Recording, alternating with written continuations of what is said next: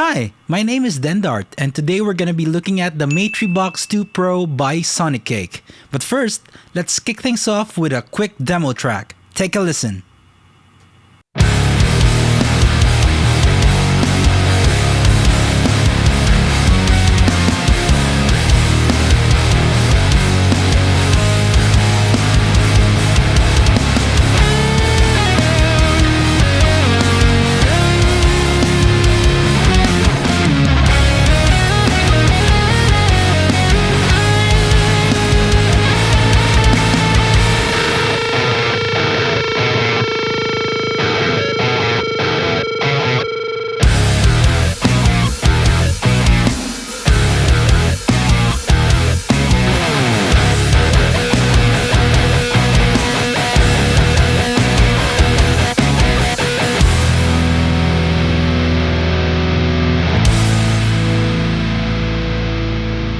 Alright, so yeah, that sounded really good. What do you think? Leave a comment below if you think otherwise. Anyway, let's move on to the product or the pedal and let's check it out. So to start off, it has a touchscreen display. It's very impressive for the price. In my opinion, the touchscreen is very responsive. Touch it, it goes to the effect. It responds quick enough. The design is pretty good as well. I would say user-friendly. It's not really that hard to understand if you're familiar with multi-effects pedals. But if you're not, there's a little bit of a learning curve. There's a lot of tutorials online, so you don't have to worry about it. Aside from the tutorials, it does come with a manual if you're into that. Another feature is you can customize the effect chain or the signal chain. So if you wanted the cab first in chain, you can do that. If you wanted the drive to be at the last of the chain, it's also possible. It's very customizable.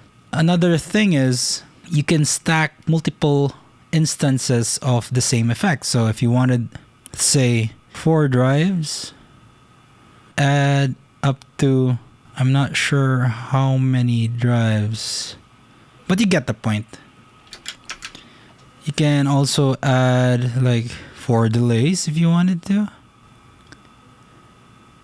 Okay, so you're only allowed to add 5 delays. I wonder how many blocks the maximum is. Let's try adding EQ, a bunch of EQ. I guess that's the limit. So you're only limited to 12 blocks. You can also customize the foot switches for flexibility. Like here we're on stomp mode. So let's say for foot switch A, we want to turn off the gate. So I would just go click on this one, it says control, look for foot switch settings, enter, then under A, it says control 1. So you go back and go to control 1, control settings, control 1, and here you can trigger which effect you want it to control. So the first dynamic block is my gate. So that's set up. So if you click on it, it turns off the gate. I think that's good enough for an affordable pedal. I bought this at around 17,000 pesos. That's actually, not sure how much in dollars that is. That's $290 with the exchange rate right now. I think that's not too bad. Now for the downsides, first would be it doesn't have a proper harmonizer. I tried looking, but even under modulation or under the frequency block, I didn't find any harmonizer that has a key setting or an interval setting. So if you want to look with me, let's go maybe an empty preset and add frequency there. And look for pitch. Then we only have octaver, dual melody, and pitch. So if we click on pitch, there's no key or interval there. Dual melody, same thing. Octaver, nothing too. Let's try looking at modulation.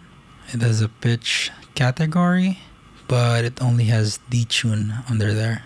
So there's no harmony pedal that have the key or interval setting.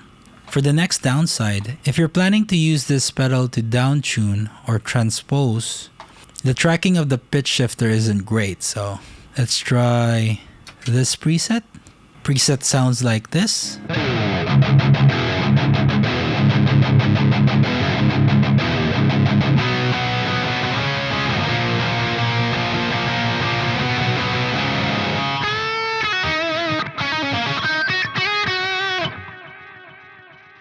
Let's just turn off the delay and reverb so that we have a dry sound.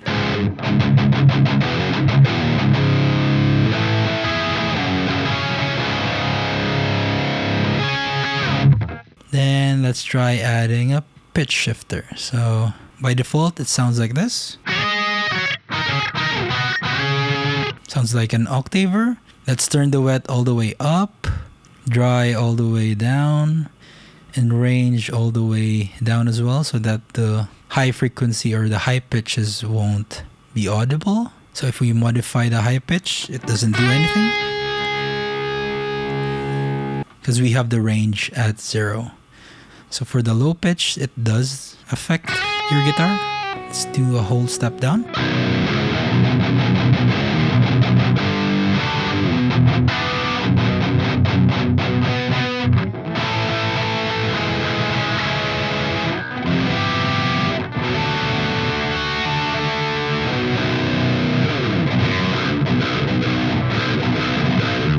Let's try going 5 steps down.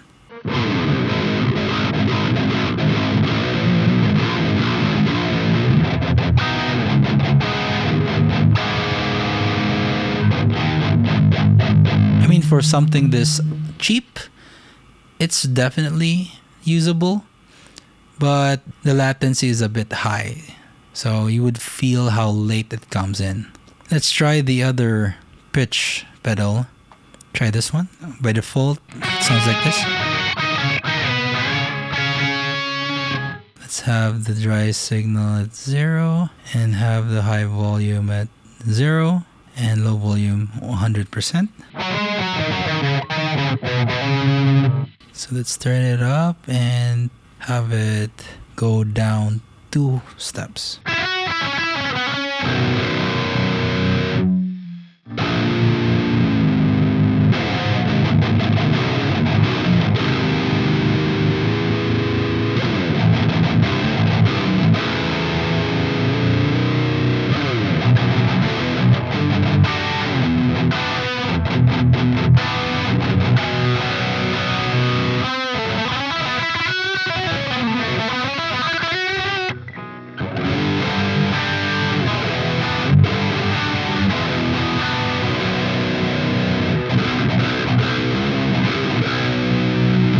I mean, it's good enough for the price because you do have a pitch shifter that you can use, but it's not the best. Okay, moving on.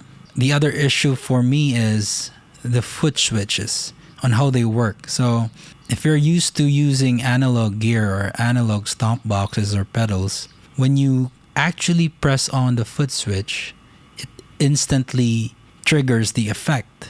But on how the foot switches work on this pedal is it only triggers the effect or turns the effect on or off when you release the button.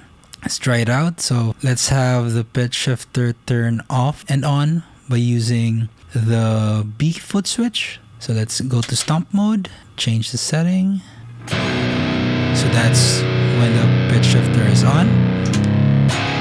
That's when it's off. So it only changes the effect or disables or enables it if the switch is released. So on initial impact, it doesn't do anything. So let me demonstrate.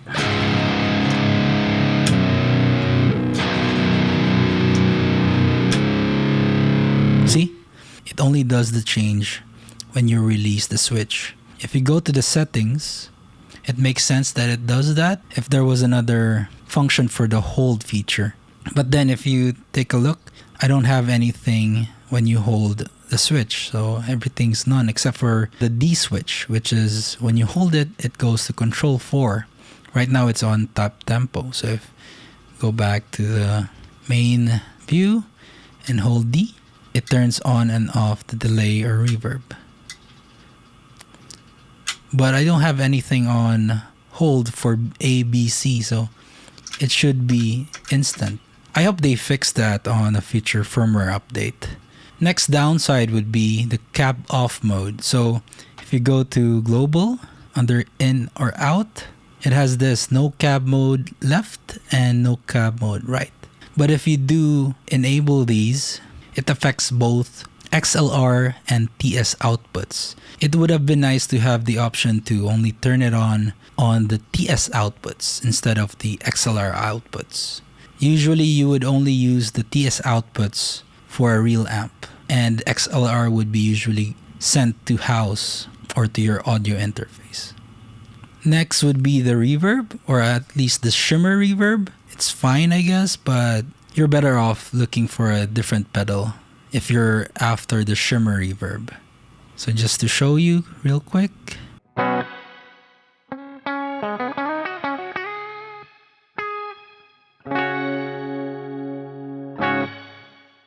That's the default sound. Let's increase the decay, increase the mix, turn the pre-delay all the way down.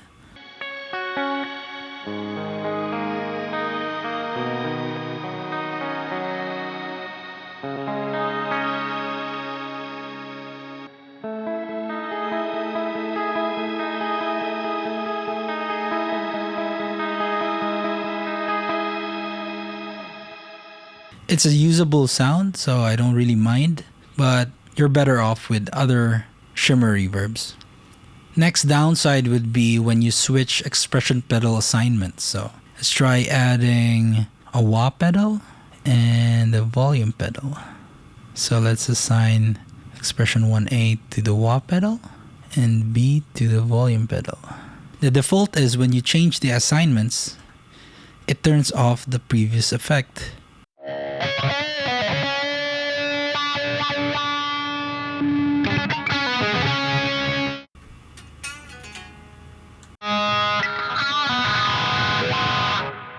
But what if I wanted the wah to stay? It's not possible here. If I wanted to have this sound all throughout and use the volume pedal,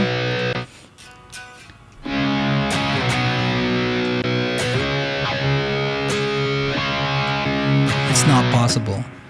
So adding an option to retain the effect when changing the assignments would be nice. So I was able to use the pedal on a rehearsal. Thank God it wasn't a live gig, because there were some deeper issues that I discovered.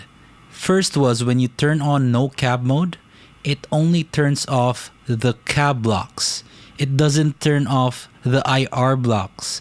So when you plug into an amp and turn on no cab mode, it doesn't turn off the IR blocks, which is confusing because most of the time we don't want to use the built-in cabs. We would rather use our own IRs.